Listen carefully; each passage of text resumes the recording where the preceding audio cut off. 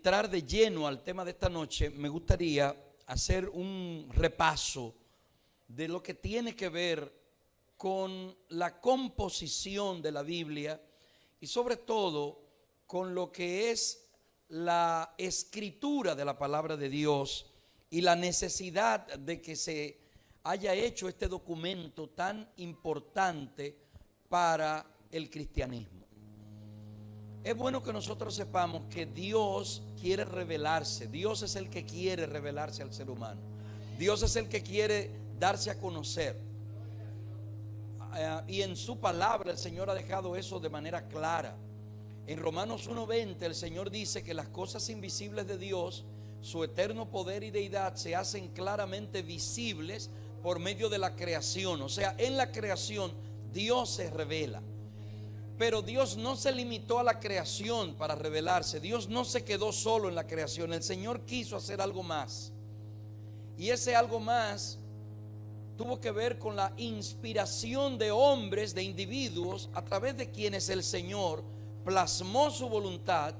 Y estos hombres fueron indicados a través del Espíritu Santo a escribir lo que el Espíritu les estaba inspirando a ellos. O sea, el Espíritu estaba colocando en ellos información, estaba colocando en ellos inspiración, y entonces estos santos hombres de Dios, siendo inspirados, escribieron.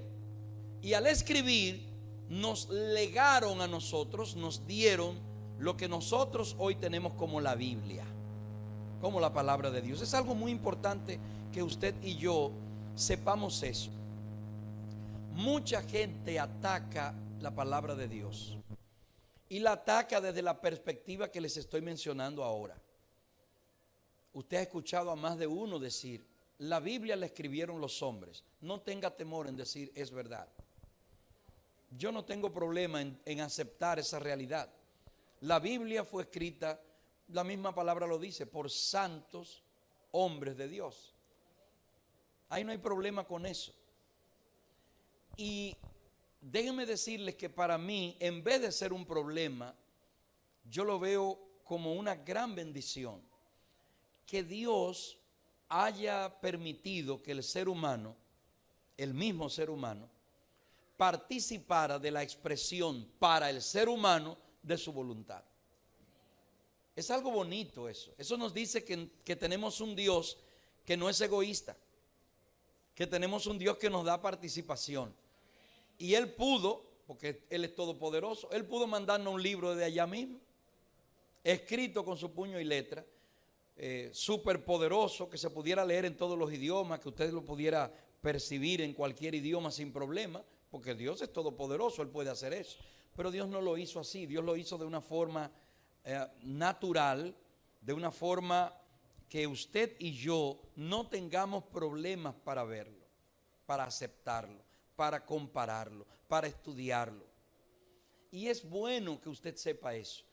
Por eso le repito, a mí como pastor no me resulta para nada problemático que me quieran tildar que la Biblia la escribieron los hombres como para denigrarla.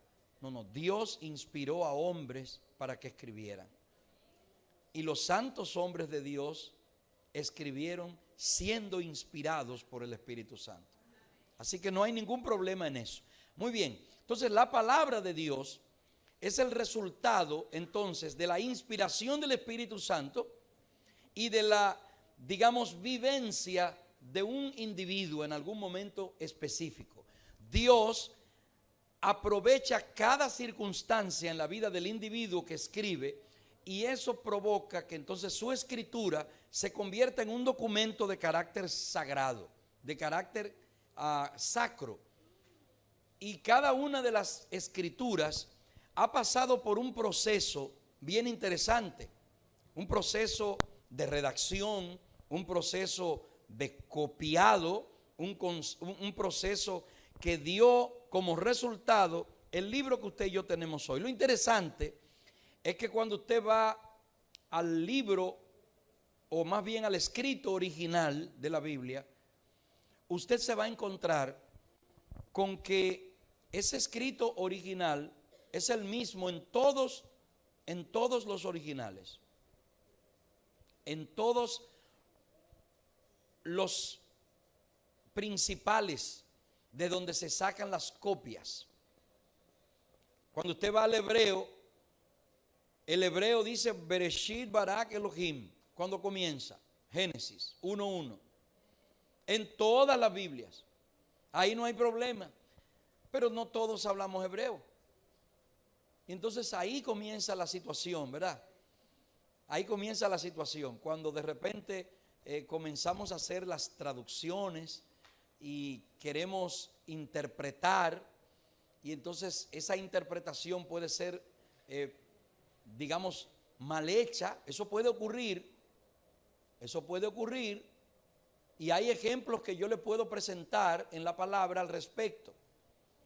Sin embargo, eso no dice que la Biblia deje de ser palabra de Dios por eso. Eso lo único que me dice a mí es que los seres humanos tenemos una gran limitación con el lenguaje. Y eso nos ocurre hasta en las actividades cotidianas de la vida. Si usted no tiene un buen contexto, fácilmente un mensaje puede ser muy mal interpretado. Y hay ejemplos en la Biblia de eso.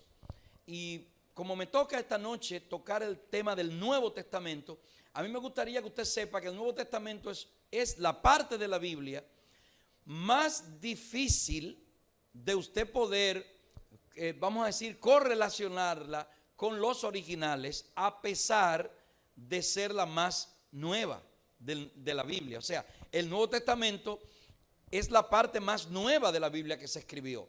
Se escribió entre el año 50 de la era cristiana hasta el año 100 de la era cristiana.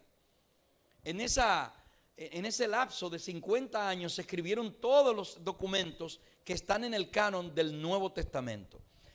Hay otros documentos muy parecidos a los que se escribieron en el canon del Nuevo Testamento que son de esas fechas. Y algunos han querido dar la idea de que esos escritos también deberían ser parte de la Biblia.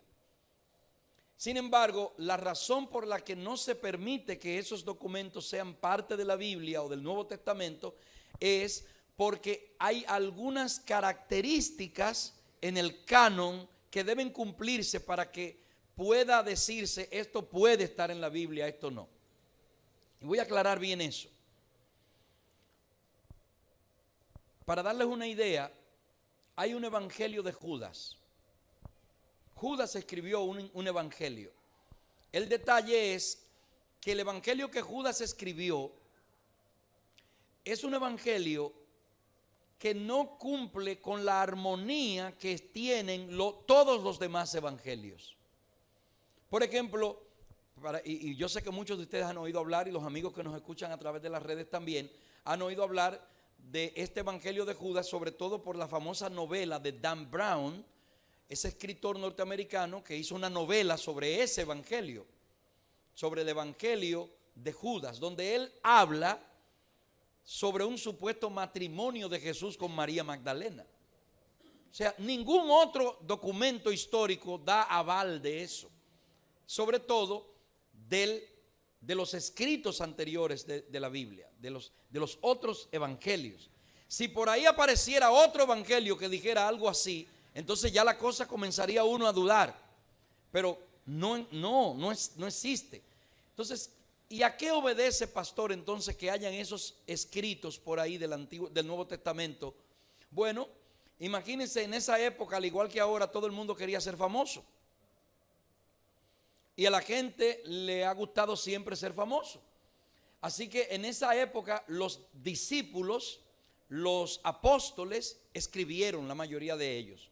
No todos escribieron, algunos solamente. Entonces, los apóstoles escribieron. Y esos escritos de los apóstoles comenzaron a hacerse famosos. Entonces, algunos de ellos no escribieron, pero algunos sabichosos, como le llamo yo, dijeron, déjame yo escribir este documento y decir que lo escribió fulano. Y así muchos documentos surgieron. Sin embargo, ¿cuál es la diferencia con los documentos que escribió, por ejemplo, Juan? Con los documentos que escribió Marcos, con los documentos que escribió Pablo. Bueno, Esos documentos se comparan con la historia, se comparan con la época, con el trasfondo que vivieron esos individuos, y si coinciden con los elementos históricos, pues entonces se le da valor a esos documentos. ¿Qué hace que un documento sea válido? Mientras más antiguo sea, es mucho mejor el documento. Así que siempre se va a preferir el documento más antiguo al documento más joven. ¿Por qué? Porque el documento más antiguo está más cerca del original, de quien lo haya escrito. Y esas razones son las que dan que algunos escritos del Nuevo Testamento se descarten, porque no coinciden con lo que ya previamente está escrito. Muy bien, voy a la parte, vamos a decir, más conocida. Me gustaría ir a un poquito menos profundo esta noche. Todos sabemos cuántos libros tiene el Nuevo Testamento. ¿Cuántos libros tiene? 27 libros. ¿Y cómo está dividido el Nuevo Testamento? ¿Cómo está dividido? No, el Nuevo Testamento. No me refiero a la Biblia. La Biblia está dividida en Antiguo Testamento y Nuevo Testamento. Pero el Nuevo Testamento, de acuerdo al tema que cada libro trata, tiene una división. Entonces, los primeros 4 libros tienen un nombre. ¿Se llaman cómo? Evangelios. ¿Por qué se llaman evangelios? A ver. Porque significa buenas nuevas. Evangelio significa buenas nuevas. Pero se le llama evangelio porque los 4 primeros libros del Nuevo Testamento relatan la historia del nacimiento, del ministerio, de la muerte, la resurrección de Jesús. Eso es lo que trata. Básicamente habla acerca de la vida de Jesús. Son biografías de Jesús. Los 4 primeros libros. Ahora, si fuéramos a verlo desde el punto de vista de la literatura, esos libros son históricos, porque lo que tienen es historia, hechos históricos narrados allí. Y Jesús iba caminando y tal. Tienen hechos históricos. Muy bien. ¿En qué otras divisiones tenemos el Nuevo Testamento? Vamos a ver. Libro de Hechos. ¿Cómo podríamos considerar el libro de Hechos? ¿Qué es? ¿Qué es el siguiente libro del Nuevo Testamento? Es un libro histórico. Hechos de los Apóstoles es un libro histórico. Narra la parte de historia de la vida de Jesús y de los primeros cristianos, por lo menos hasta el año año 40 y tanto, 50 por ahí. O sea, el Nuevo Testamento, o más bien el libro de Hechos de los Apóstoles, tiene la historia a partir del 40, 50 de la era cristiana y hasta que el apóstol Pablo fue encarcelado en Roma por allá por mediados de los 70. Entonces, toda esa historia de la iglesia temprana está registrada en el libro de Hechos de los Apóstoles. Entonces ahí podemos ver nosotros cómo eran las iglesias, cómo funcionaba, cómo se fundaron incluso algunas de las iglesias. Ahí en el libro de Hechos nosotros encontramos la fundación, por ejemplo, cómo se fundó la iglesia de Filipos. ¿Quiénes fueron los primeros creyentes de Filipos? ¿Quién se acuerda? Vamos a ver. En el libro de Hechos está. ¿Se acuerdan? La señora que vendía púrpura, que Pablo fue, ¿cómo era que se llamaba? Lidia. ¿Y quién más? Fue uno de los primeros miembros de la iglesia de Filipos. El carcelero famoso. El carcelero de Filipos. Y la familia del carcelero de Filipos. Ellos fueron los primeros cristianos de Filipos. Y cuando el apóstol le escribió a la iglesia de los filipenses, era esa iglesia de esa gente. O sea, en el libro de Hechos de los Apóstoles, lo que nosotros tenemos es la historia de cómo la iglesia se fue desarrollando, cómo surgió la iglesia. Luego de Hechos de los Apóstoles, comenzamos una sección del Nuevo Testamento que son cartas. Y es por esto que quiero llamar la atención, porque esas cartas precisamente, como mencioné hace un momento, fueron esos documentos que comenzaron a moverse, a circular dentro de la iglesia. Esos documentos comenzaron a tener fuerza a partir de que un individuo, ¿quién fue? Vamos a ver. Pablo fue el hombre que comenzó a darle fuerza a eso. Pablo comenzó a escribir a las iglesias. Y esos documentos de él comenzaron a leerse de una iglesia a otra. Y así se fue formando una serie de documentos que comenzaron a tener mucha importancia para el cristianismo, porque en lo que se escribía allí estaba el fundamento y la filosofía cristiana. Pablo habló mucho acerca de esto, acerca de cómo era que había que comportarse, cómo era que había que hacer iglesia, cómo era que había que vivir el cristianismo. Y el apóstol Pablo entonces da consejos y habla allí. Y para dar una idea, en 1 Corintios capítulo 10 versículo 13, no te sobrevendrá ninguna prueba que no sea humana, pero fiel es Dios que dará. O sea, fíjese, ese tipo vamos a decir, de consejo el apóstol lo daba en sus cartas. Esas cartas se leían en las iglesias y entonces los hermanos eran confortados por esas cartas. En el Nuevo Testamento, las cartas no solo las escribió Pablo. Pablo fue el que más cartas escribió. Pero ¿quiénes más escribieron cartas? Vamos a ver. Pedro escribió ¿cuántas? Dos documentos. ¿Quién más escribió? Juan escribió. ¿Cuántas cartas escribió Juan?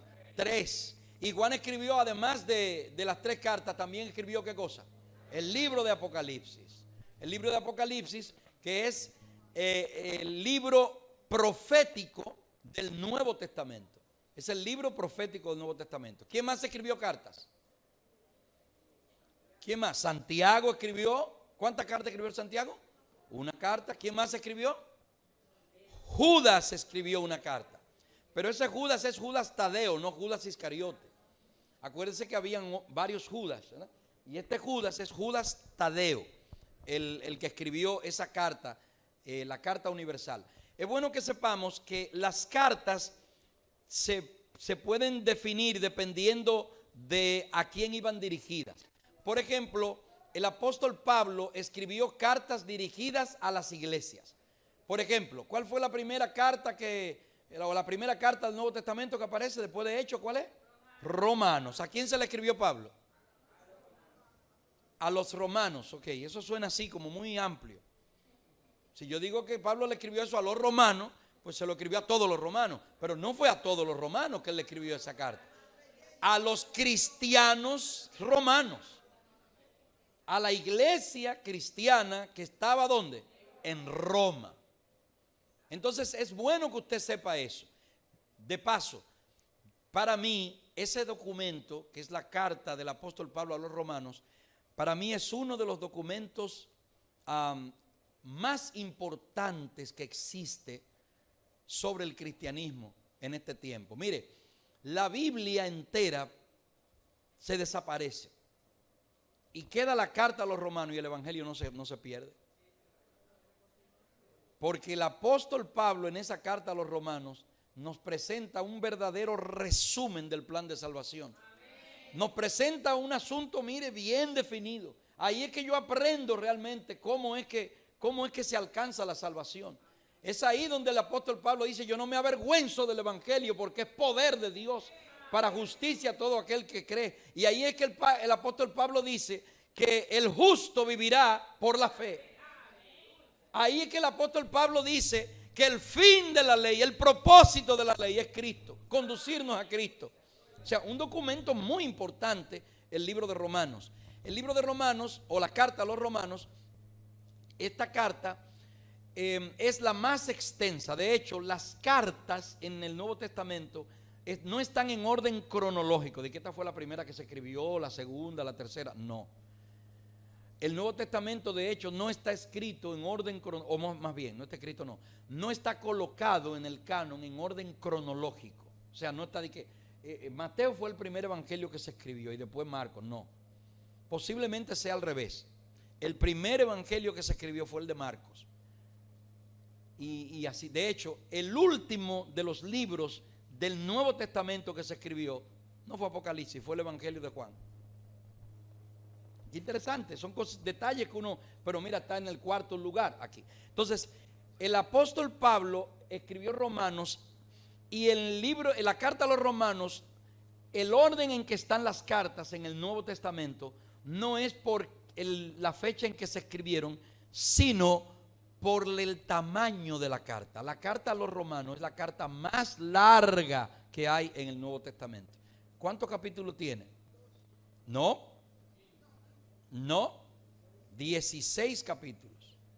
Y luego de la carta a los romanos, ¿cuál sigue? Primera y segunda de Corintios, que también son bastante extensas las dos cartas. Después de primera y segunda de Corintios, ¿cuál sigue? Gálatas, que ya comienza a descender el número de capítulos. Ya en Gálatas llegamos nada más ¿a cuánto? A 6. A 6. Y luego de Gálatas sigue ¿cuál? Efesios, que también tiene ¿cuánto? 6. Y luego de Efesios, ¿cuál sigue? Filipenses, que tiene ¿cuántos capítulos? Filipenses tiene 4. Efesios, ¿verdad? Filipenses, Colosenses, primera y segunda de Tesalonicenses, primera y segunda de Timoteo, Tito, Filemón, Hebreos, Santiago, primera y segunda de Pedro, primera, segunda, tercera de Juan, Judas y Apocalipsis. Así está hecho el canon completo. A partir de esas últimas cartas que mencioné de Santiago para allá, ya las cartas lo que tienen son apenas un capítulo. Primera de Juan tiene un poco más, pero la segunda y la tercera solamente tienen un capítulo. Y primera de Pedro tiene varios capítulos, segunda creo que solamente tiene 2 o 3 capítulos, pero así vemos cómo van como reduciendo el tamaño las cartas, hasta que llega hasta Judas, y en Judas un solo. Y entonces el único libro profético del Nuevo Testamento, que es Apocalipsis, se escribió por allá por el año 99, por ahí, 100, cuando el apóstol estaba, ¿dónde? Preso en la isla de Patmos. Es bueno conocer todos esos elementos históricos del Nuevo Testamento. Muy bien, yo quisiera esta noche, al hablarles del Nuevo Testamento, mencionarles algunos detalles adicionales, sobre todo referentes a elementos de carácter de composición. A la hora en que se escribe el Nuevo Testamento, el apóstol, voy a poner por ejemplo el apóstol Pablo. El apóstol Pablo escribe varias cartas a Timoteo. A Timoteo le escribe 2 cartas. La primera carta que le escribe a Timoteo es un documento bien interesante, porque ahí Pablo está tratando de enseñarle al muchacho que está comenzando a dirigir iglesia. Pero la segunda carta del apóstol Pablo a Timoteo tiene una importancia muy especial, y es que es el último documento que el apóstol Pablo escribió. No sé si sabían eso, pero segunda de Timoteo es la carta más nueva que tenemos del apóstol Pablo, el último documento que él escribió. Lo escribió a partir ya de su conocimiento de que él iba a morir. Ya el apóstol Pablo sabía que iba a morir.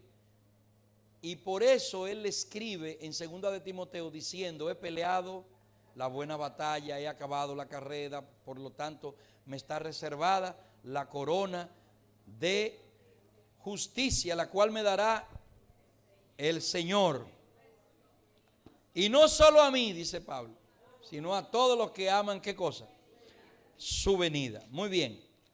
Voy a mencionarles, además de lo que le he mencionado en el aspecto histórico del Nuevo Testamento, algunos detalles relacionados con otras de las cartas. Quisiera, por ejemplo, mencionar algunos detalles de una carta interesante del apóstol Pablo, de estas cartas que son, vamos a decir, con capítulo único.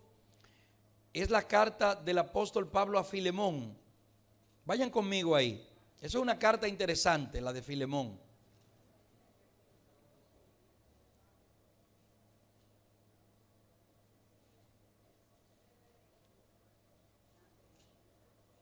Está después de Tito.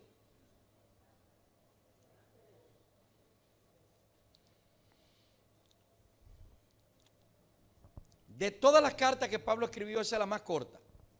La carta a Filemón es la más breve de todas, y universalmente está claro, se acepta que fue el apóstol Pablo que la escribió, y está dirigida a Filemón. ¿Quién era Filemón? Un creyente que posiblemente vivía en Colosas. En Colosas, ese es el lugar donde habitaban los ¿quiénes? Los colosenses. Muy bien. Pero también a Apia. que algunos piensan que era la esposa de Filemón, y a Arquipo, que puede haber sido el hijo de ambos. Pero el versículo 2 deja claro que también estaba dirigida a toda la congregación que se reunía en la casa de ¿quién? Entonces noten, yo le mencionaba ahorita que el Nuevo Testamento nos da a nosotros los elementos históricos para darnos cuenta de cómo funcionaba la iglesia en el pasado. ¿Y dónde era que se reunía la gente antes? En las casas. De paso, déjeme decirle, en el Nuevo Testamento, las iglesias de las que habla el Nuevo Testamento, muy pocas de ellas tenían lugares para reunirse. Más bien se reunían en hogares. No tenían una iglesia per se. La mayoría de las iglesias se reunían en hogares. Los cristianos se reunían, era así. De paso, yo tengo un libro bien interesante que se llama en inglés Casas que cambiaron el mundo. The House That Changed the World. Las casas que cambiaron el mundo. Y ese libro se refiere a los hogares donde funcionaban las iglesias en el Nuevo Testamento. Y una de esas casas era la casa de Filemón. En esa casa se reunían cristianos. Es interesante también que en Roma, en la casa del César, donde vivía el emperador, ahí había una iglesia. Ahí en la casa del César, el apóstol le dice a sí mismo: los de la casa del César te saludan, haciendo referencia a los cristianos que se reunían allí.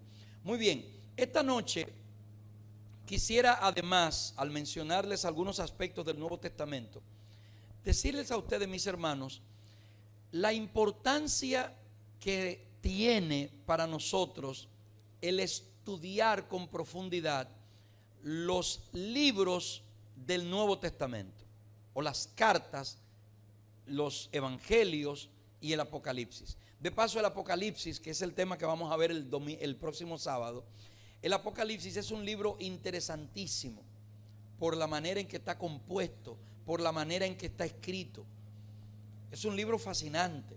Y ya yo he tenido aquí algunos temas sobre el Apocalipsis, pero este sábado me voy a circunscribir más, a hablarles no tanto de lo que dice el libro, sino de cómo fue que el libro se hizo y cómo está hecho, para que veamos la manera magistral en la que los mensajes de los libros del Nuevo Testamento están escritos.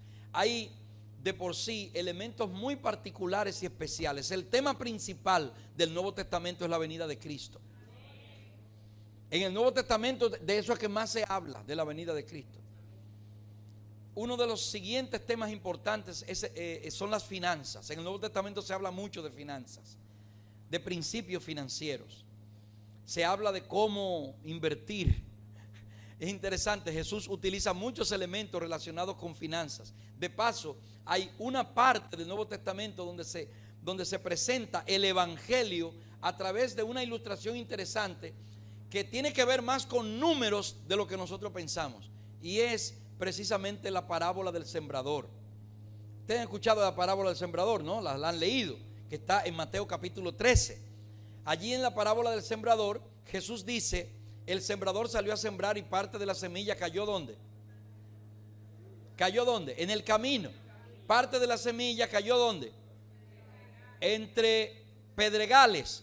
Parte de la semilla cayó entre espinos. Y parte de la semilla cayó entre buena tierra o en buena tierra. Entonces, ¿cuántas partes era que tenía? 4 partes. Noten, eso es matemática pura.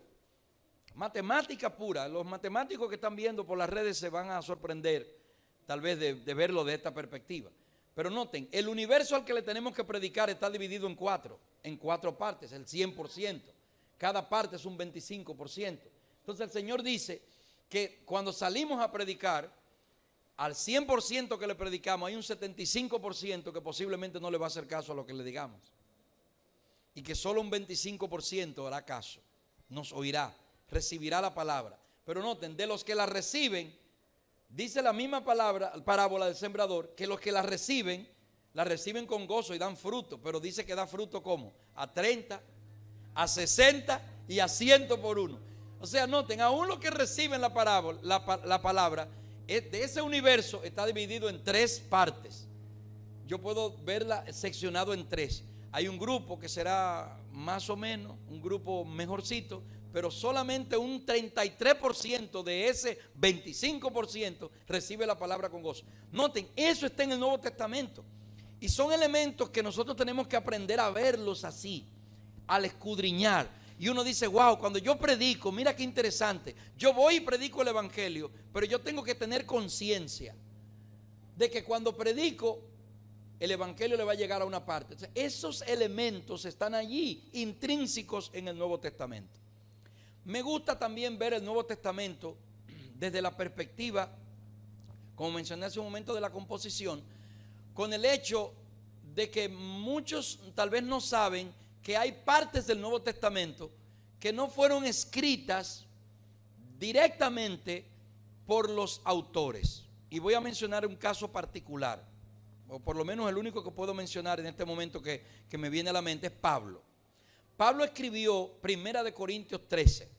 Ese documento, esa parte, ese capítulo de 1 Corintios 13, es un poema lindísimo, precioso, que existía en los tiempos de Pablo. Y Pablo lo incorporó a 1 Corintios.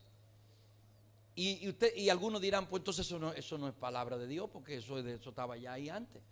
Ajá, y no fue Dios el que inspiró a Pablo para que buscara ese documento y lo pusiera ahí, porque el Señor entendía que eso debíamos leerlo nosotros hoy día. Entonces, repito lo que dije hace un momento. La obra de la inspiración es esa. Dios coloca en el ser humano esa intuición para que escriba. Y entonces el Señor inspira al escritor. La Biblia no fue escrita en un dictado de que escriba ahí, ponga esto. No. El Señor le dijo al escritor a través de inspiración, impresionó su mente, su entorno, sus ideas, y él las plasmó. Ahora, miren lo interesante de eso. Dios se cuidó de que a través de la historia el Nuevo Testamento no perdiera hilación, ni la palabra. Por eso usted ve a Jesús hablando de Noé. Jesús menciona a Noé, y como en los días de Noé. Entonces es interesante ver cómo el Señor preservó su palabra a través de la historia. Es importante también que sepamos que el Nuevo Testamento, como documento histórico, está fundamentado sobre copias, no sobre originales. Y voy a ser muy cuidadoso al decir esto, porque son de las cosas que usted va a escuchar fuera.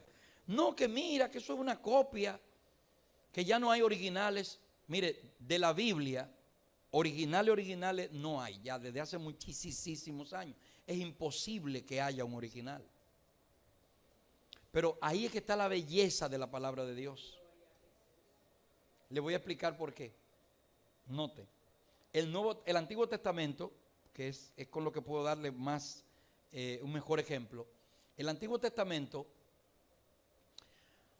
en el año 40, en la década de los 40 por ahí, encontraron unas tinajas en Qumran, los famosos rollos del Mar Muerto.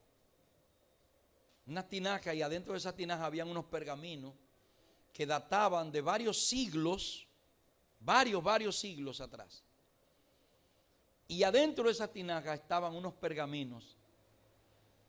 Y de esos pergaminos posiblemente hoy día sean de los documentos más antiguos que tengamos, con los que podamos comparar lo que tenemos hoy.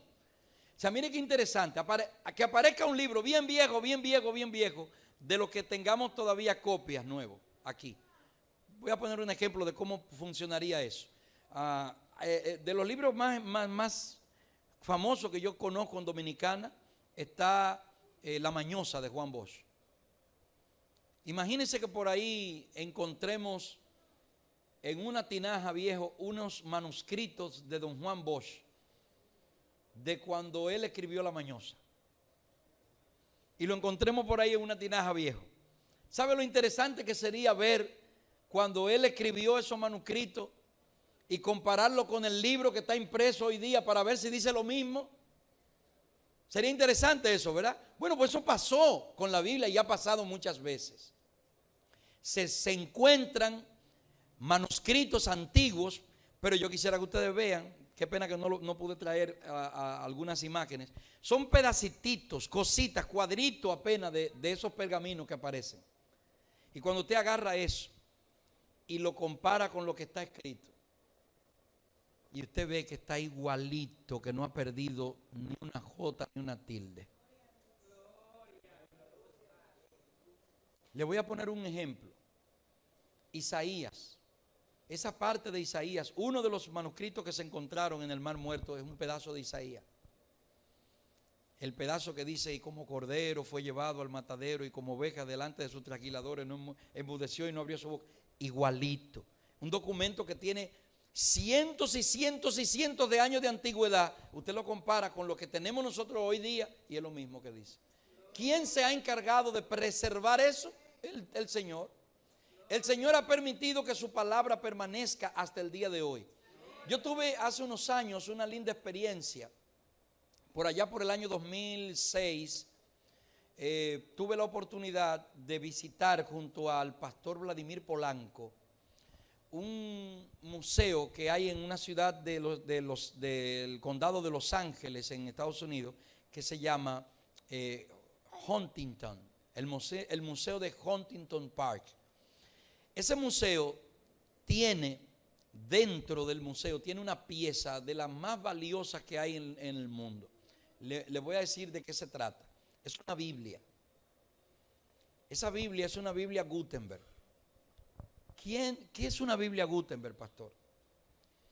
Miren, Gutenberg fue el individuo que Dios usó, porque me gusta decirlo así, para que los libros dejaran de estar en rollos y pasaran a ser como lo que nosotros tenemos hoy, así como esto. Los libros antes eran rollos y usted lo abría y eran largos así. Imagínese usted cargar con unos pergaminos y unos rollos, había que andar con mochila y cosas al hombro. Entonces Gutenberg fue el que inventó la imprenta. El hombre comenzó a poner en plano los escritos. Había que pasarse, era muy difícil antes bregar con libros, era una cosa, pero Gutenberg hizo que los libros fueran más. Entonces él comenzó a imprimir, y de los primeros ejemplares de libros que él imprimió, ¿qué usted cree que imprimió? La Biblia.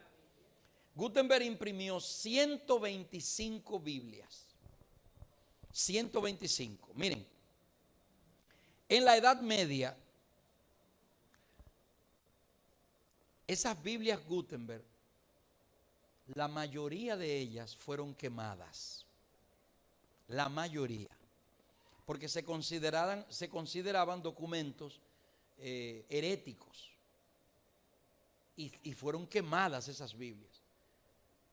Si todas las Biblias Gutenberg desaparecieran, nosotros no tuviésemos un documento más antiguo, bíblico, impreso, que pudiéramos comparar. Y le estoy hablando de hace, déjame ver, 1400, 1500 por ahí, que fue cuando Gutenberg comenzó.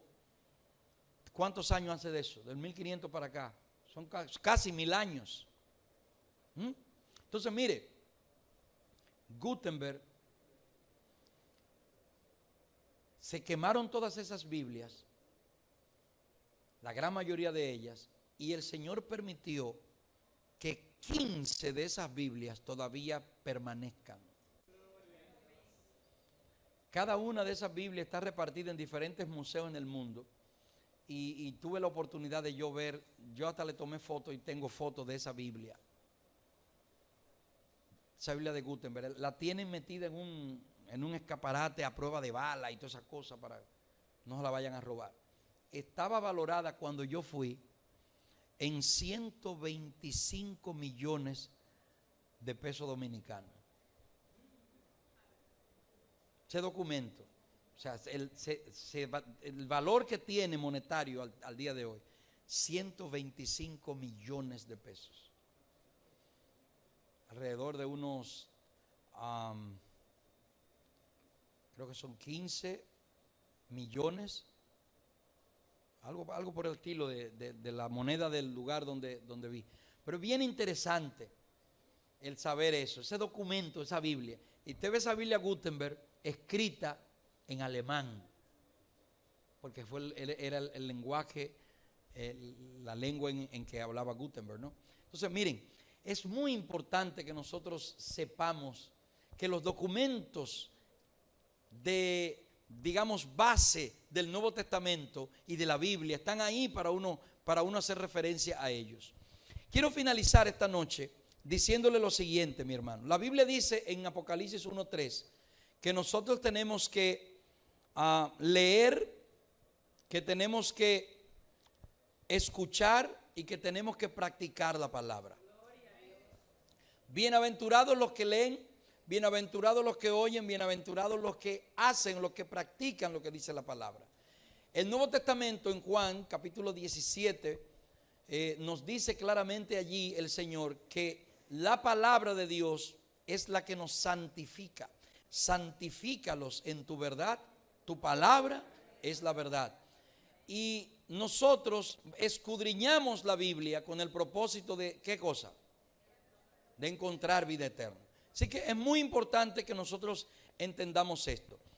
Esta noche mi intención no era dar un sermón, era mostrarles a ustedes estos elementos de carácter histórico importantes relacionados con el Nuevo Testamento. Si yo fuera hoy a preguntarle a usted, ¿cuál es el libro del Nuevo Testamento que más le gusta y el que mejor usted estudia y lee? ¿Cuál es? Hechos de los Apóstoles, ¿te gusta a ti? ¿Quién más tiene un libro favorito diferente? Dígame usted. San Juan, ¿le gusta el Evangelio de San Juan? De paso, algo que no les mencioné de los evangelios. Hay 3 evangelios que se parecen. ¿Cuáles son esos 3 evangelios? Vamos a ver si estamos en eso. Los que se parecen. Mateo, Marcos y Lucas.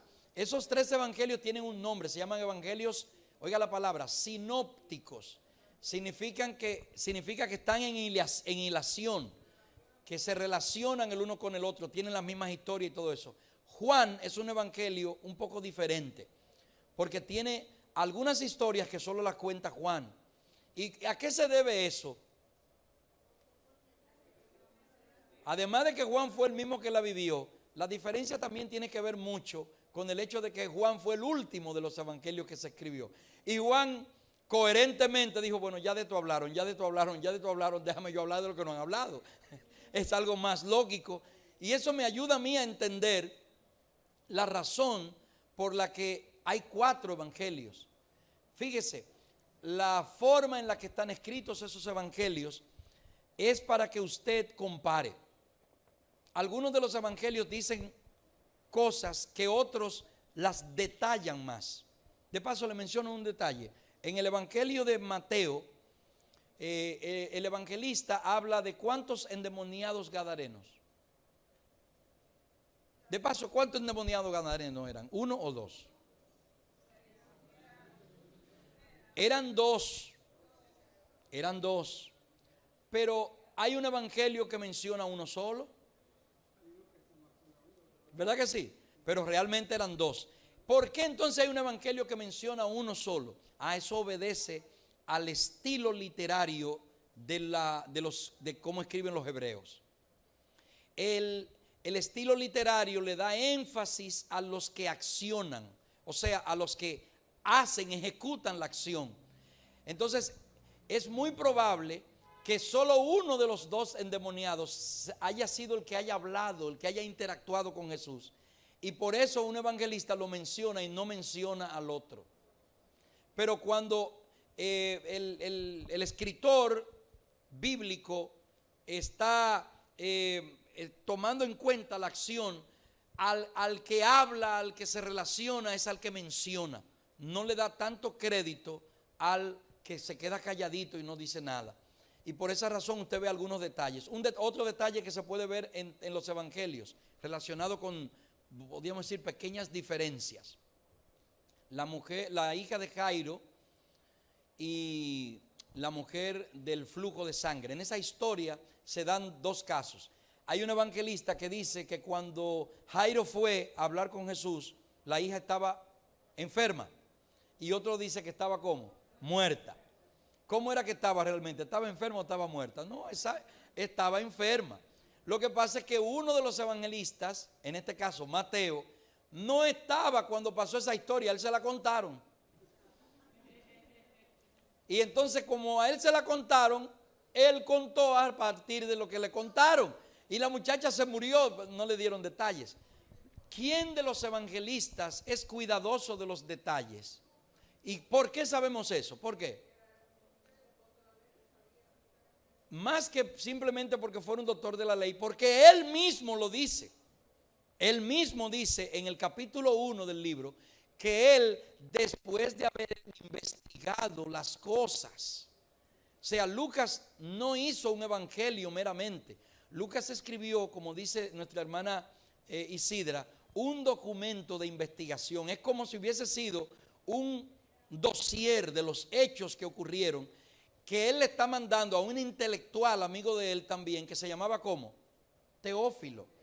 Por eso usted ve que el libro de Lucas comienza hablando para Teófilo. Han sido muchas las cosas que se han dicho de nosotros, pero me ha parecido a mí, oh excelentísimo Teófilo, escribírtelas en orden para que tú sepas qué fue lo que pasó. Y entonces Lucas escribió otro libro, el libro de los Hechos de los Apóstoles, que es historia. Entonces es como el segundo tratado donde él le relata la historia de los discípulos. ¿Y cómo comienza el libro de los Hechos? En el primer tratado, oh excelentísimo Teófilo, ¿a qué se está refiriendo? Al libro de Lucas, al evangelio de Lucas que ya él había escrito. Entonces aquí le está diciendo que aquí le está escribiendo la segunda parte de la historia. Un buen ejercicio para un buen lector del Nuevo Testamento es que una vez haya leído el libro de Lucas, el evangelio de Lucas, inmediatamente agarre el libro de los Hechos y le dé, porque eso es como darle seguimiento al capítulo, ¿no? A lo que continúa de la historia. Bien, que el Señor nos bendiga esta noche. Hemos todos aprendido un poquito más acerca del Nuevo Testamento. Estoy muy contento de lo que ha estado pasando durante esta semana, sobre todo sobre esta actividad, sobre esta semana que se llama El Poder de la Palabra de Dios. Muchos comentarios muy positivos de lo que ha estado pasando. Cada noche aquí hemos recibido, mucha gente nos ha llamado y nos ha felicitado a la iglesia por la actividad, y esperamos que este sábado al cerrar pues también tengamos un evento bien bonito donde realcemos la palabra de Dios, el libro por excelencia, ¿verdad?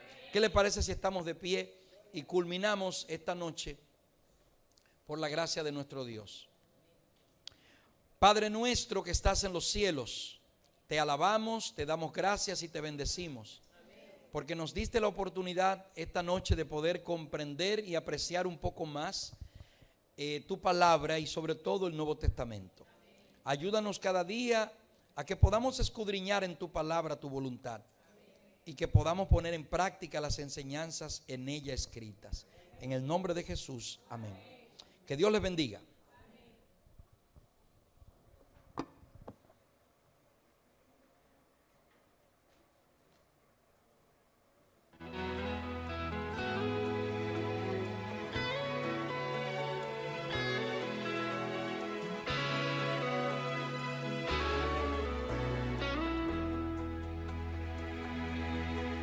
Escondí tu palabra en mi corazón. No quiero pecar contra ti. Escondí aquellas preciosas verdades dentro de mí. Yo no quiero fallar, yo no quiero jamás entristecer a Jesús. Tu palabra es luz, tu palabra es paz, tu palabra es vida en mi corazón. Por eso en mi vivir yo quiero comprender, yo quiero aceptar tu amor y tu poder. Ven a ayudarme, oh Dios. Decidí obedecer, Señor, en cualquier situación. Sé que tú estás junto a mí.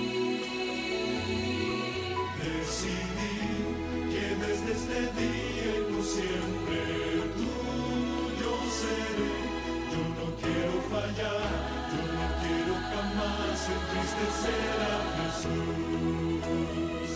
Tu palabra es luz, tu palabra es paz, tu palabra es vida en mi corazón. Por eso en